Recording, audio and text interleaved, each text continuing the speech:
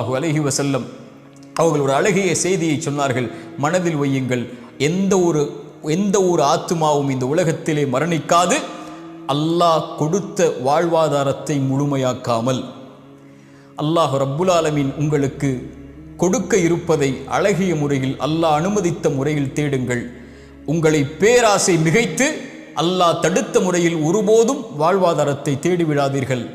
அல்லாஹ்விடத்தில் இருப்பதை அவன் அனுமதித்த முறையில்தான் அவனிடத்திலிருந்து பெற்றுக்கொள்ள முடியும். அல்லாஹ் உங்களுக்கு தேடி ஒன்றை கொடுத்தால் அதை திருப்தி அடைய செய்வான், அவன் அனுமதித்த முறையில் அதை தேடினாள் என்று அல்லாஹுடைய தூதர் ஸல்லல்லாஹு அலைஹி வஸல்லம் அவர்கள் சொன்னார்கள். நிறைவுடைய வாழ்வை வாழ்வதுதான் இந்த உலகத்திலே செல்வந்தனுடைய வாழ்வு.